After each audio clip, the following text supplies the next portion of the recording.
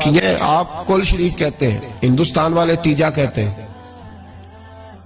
ہم اپنی سہولت کے لیے کل شریف کا ختم جا کے چوتھے دن بھی رکھ لیتے ہیں. کبھی کسی عالم نے کہا نہیں ہوتا, کیونکہ مستحب ہے. اس کے لیے تعین وقت صرف سہولت کے لیے کیا جاتا ہے. تو 11ویں کے سال ثواب ہے. بہت سارے لوگ 11 ربیع الثانی کو کرتے ہیں, بہت سارے 12 کو کرتے ہیں, 14 کو کرتے ہیں, اور ہمیں محفل میں جانے کا موقع ملتا رہتا ہے. سارا سال ہی 11ویں پکتی رہتی ہے. لوگوں نے اپنی سہولت کے لیے وقت رکھا ہوا ہے. کسی نے 17 تاریخ رکھ لی ہے, کسی نے 18 رکھ لی ہے. تو غوث اعظم رضی اللہ تعالیٰ عنہ کی جو اصل چیز ہے وہ ان کی کرامت ہے. پھر ہمارے یہاں ایک اور بحث چلتی ہے کہ اللہ کے ولی کچھ دے سکتے ہیں کہ نہیں دے سکتے. اللہ کے ولی کچھ دے سکتے ہیں کہ, میں نے پہلے کہا شیطان دے سکتا ہے, گمراہی پھیلاتا ہے. کبھی کسی بندے نے فتویٰ نہیں لگایا کہ مولانا یہ آپ کیا کہہ رہے ہیں. حالانکہ کسی بندے سے بھی پوچھو نا, وہ کام سارے خود کر رہا ہوتا ہے, ڈال شیطان پہ رہا ہوتا ہے, وہ فارغ ہو جاتا ہے, کہتا ہے اس نے مجھے کرنے نہیں دیا. وہ خدا کے بندے تو قدم تو بڑھا. تو رب رحمان کا بندہ ہے, اور اللہ کے بندے شیطان سے طاقتور ہوتے ہیں. تو آگے بڑھنا, تو اس پہ کھاتے میں ڈال کے چپ کر گیا. اللہ کے ولی بڑا کچھ دیتے ہیں. اور جو اللہ کا ولی, سنو جملہ یاد رکھو, جو رب کریم کا بندہ دل میں رسول اللہ کی محبت ڈال دے, اس سے زیادہ بھی کوئی نایاب چیز ہو سکتی ہے. جس نے تیرے دل میں مصطفیٰ کا پیار ہی ڈال دیا ہے, وہ ابھی تک کہہ رہا ہے ملتا ہے کہ نہیں ملتا. تجھے مانگنے کا طریقہ نہیں آتا, ورنہ وہاں سے تو سارا کچھ ہی ملتا ہے. اس کی وجہ کیا ہے؟ کرامت ہے کیا؟ اللہ کا ولی کس طرح دیتا ہے؟ اللہ کا ولی اللہ سے لے کے دیتا ہے. اور بات صرف اتنی ہے کہ اسے اللہ کو منوانا آتا ہے. اللہ کے ولیوں کو اللہ کو, یہ نبی پاک کیا کریں گے؟ یہ شفاعت کیا ہے؟ حضور قیامت کے دن کیا کریں گے؟ اللہ کو منائیں گے. حضور فرماتے ہیں میں اللہ کو, شفاعت کا مفہوم کیا ہے؟ حضور سید عالم صلی اللہ علیہ وسلم فرماتے ہیں جب اللہ کرسی عدالت پہ بیٹھے گا جو اس کی شان کے لائق ہے, اگرچہ وہ بیٹھنے سے پاک ہے, جب وہ فیصلے کرے گا تو فرماتے ہیں میں سر سجدے میں رکھوں گا, میں روؤں گا, میں اللہ کو مناؤں گا. میں جب روؤں گا تو میرا رب کہے گا محبوب سر اٹھا, تو جیسے کہے گا ویسے ہی ہو جائے گا. تو بات یہ ہے کہ اللہ کے بندوں کو اللہ کو منانا. حضور غوث پاک کے پاس بی بی آ گئی, اس نے کہا حضور بے اولاد ہوں. میرے محلے میں ایسی عورتیں بھی ہیں جنہیں اللہ نے 14 بچے دیے, میں بے اولاد ہوں. اولاد بڑا میٹھا پھل ہے, تو میرے آنگن میں اگر ایک پھول کھل جائے تو میرے گھر میں بھی خوشبو پھیلے گی, میرے گھر میں بھی کوئی بچہ روئے گا تو میرا گھر بھی رونق والا ہو جائے گا. تو حضور میری ساس اب کہتی ہے رکھنا نہیں, اسے طلاق دے دینی ہے. میرا خاوند مجھے کہتا ہے میں مجبور ہوں, میں نے بڑا عرصہ تجھے نبھایا ہے. حضور میں غریب ہوں, میرے پہ نظر کرم ہو جائے, میرے لیے دعا کرے, میرا مالک مجھے ایک بیٹا دے دے. یوں ہاتھ اٹھائے گا غوث اعظم نے, اے اللہ تیری بندی تیرا بندہ سمجھ کے آئی ہے. کیا لفظوں کا حسن ہے, کیا جملوں کی تاثیر ہے. اے اللہ تیری بندی تیرا بندہ سمجھ کے آئی ہے, تو مہربانی کرنا جو تو نے اس کے دل میں ڈالا ہے وہ اسے عطا بھی فرما دے. لفظوں کا, جملوں کی ترتیب دیکھیں, جو تو نے اس کے دل میں ڈالا ہے اسے عطا بھی کر دے. تو حاطف غیب سے ندائی عبد القادر اس کے نصیبے میں ہی نہیں, مقدر میں نہیں. میں نے کہا انہیں منوانا آتا. جب کہا نا نہیں تو غوث پاک رو پڑے, کہنے لگے میں سمجھ گیا ہوں تو مجھے رسوا کرنا چاہتا ہے, تو مجھے رسوا کر دے. تو رسوا کرنا, تجھے نہیں پتا تھا عبد القادر کے پاس جا رہی ہے؟ تو مالک ہے, تو اس کے ارادے سے آگاہ نہیں تھا؟ مولا تو بے نیاز ہے, تجھے پتا تھا میرے پاس آ رہی ہے. ٹھیک ہے, یہ کہے گی لوگوں سے جا کے کہ میں عبد القادر کے دروازے تک ہو آئی ہوں, مجھے تو کچھ نہیں ملا. تو ٹھیک ہے مولا میں تیری رضا پہ راضی, تیری قضا پہ شاکر. ٹھیک ہے نہ دے, میں راضی ہوں, تو مجھے رسوا کرنا چاہتا ہے. بس ابھی دعا ہو ہی رہی تھی کہ حاطف غیب سے ندائی عبد القادر تو بول کتنے بیٹے دوں, بولنا کتنے بیٹے دوں. خدا کے فضل سے ہم پر ہے سایہ غوث اعظم کا, ہمیں دونوں جہاں میں ہے سہارا غوث اعظم کا. کہ تو بول کتنے دوں؟ تو کہا یا اللہ چل ایک مانگنے آئی تھی, مہربانی کر 7 عطا کر دے. 7, ایک بیٹا لینے آئی تھی, رب کریم نے اسے 7 بیٹے عطا فرمائے.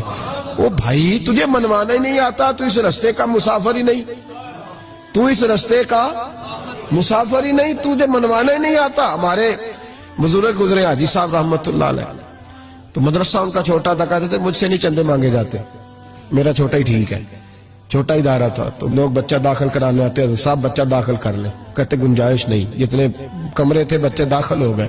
जो सियाने बंदे थे उन्हें पता था, कहते थे ठीक है आप ना दाखिल करें, हम बद मजहबों के मदरसे में दाखिल करा देते, हम बद मजहबों को, ठीक है अब ना करें, हमारे पास है वहां एक मदरसा पीटने वालों का, वहां दाखिल करा देते हैं। तो साहब कहते हैं ओ यार कड्डो कोई गुंजाइश होए, इसको रखो किसी जगह पे, कोई कमरा देखो, मेरे वाले कमरे से उठा लो। लोगों को उन्हें मनवाना आता था, जिनको पता था किस बात पे मानेंगे उन्हें मनवाना आता था। मैंने बरेली शरीफ में ये रंग देखा है, जब किसी बात पे बरेली के बुजुर्ग परेशान होते और कोई आजमाइश आती है तो जो जानने वाले लोग हैं वो कहते हैं चलो हुजूर की को नात छेड़ दो। जब नाते पाक छिड़ जाती है तो चेहरे खिलने शुरू हो जाते हैं, वहां तवानाइयां भूल जाते हैं लोग अपने सारे गांव।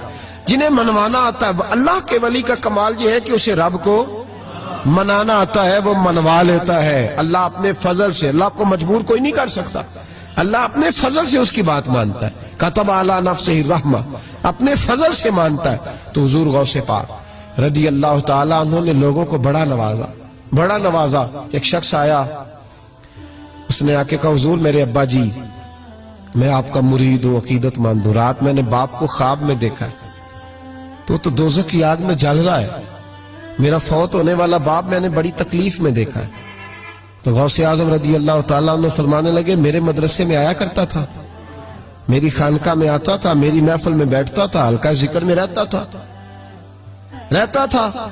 तो उसने कहा हुजूर कभी कभी आता था, कभी कभी। गौसे आजम ने मुसल्ला बिछा लिया, कहा या अल्लाह तेरा वादा नहीं कि जो अहलुल्लाह के मजालस से जिक्र में बैठेगा तो उसे शकी नहीं करेगा, उसे सही। और ये मुस्लिम शरीफ की हदीस है। अब मसला ये बन गया, पहले सुन्नी दलील नहीं मांगता था, कहता ठीक है, अब सुन्नी भी कहता हो नहीं ये आप क्या कह रहे हैं, यहां हमारे अंदर भी कमी है। ना अल्लाह के वली के मुंह से जो निकलता है वो रब की रिजा वाला जुमला होता है। मेरी अब तबीयत नहीं मानती, मैं बैक होने लगा हूं, मेरा नहीं तबीयत मानती कि अपने लोगों को दलीलें दी जाए।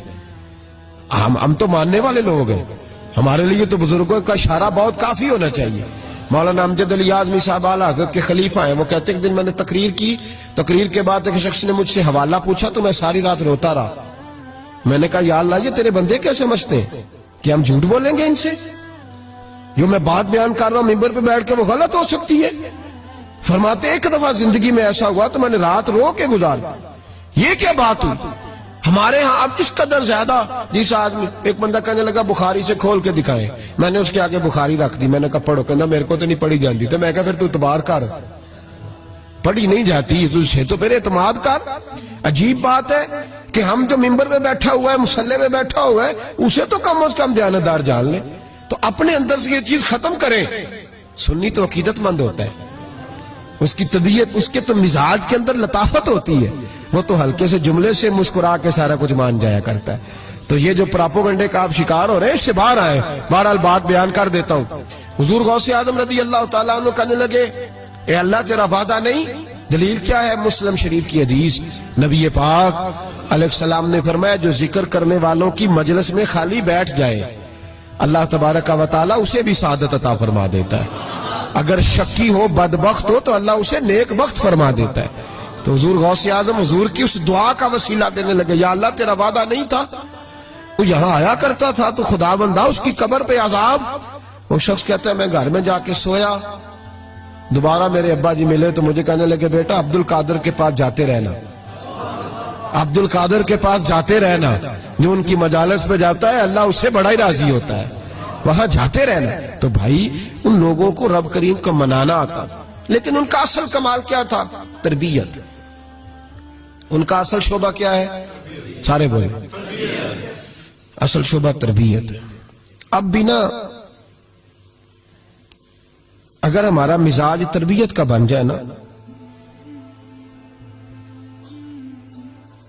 नबी करीम सल्लल्लाहु अलैहि वसल्लम ने फरमाया कि हिकमत मोमिन की गुमशुदा मिरास है, इसे ढूंढा करो। कहीं से ना कोई चीज, शेख शहाबुद्दीन सुहरवर्दी कहते थे मैंने अपना प्याला सारी जिंदगी यूं रखा है,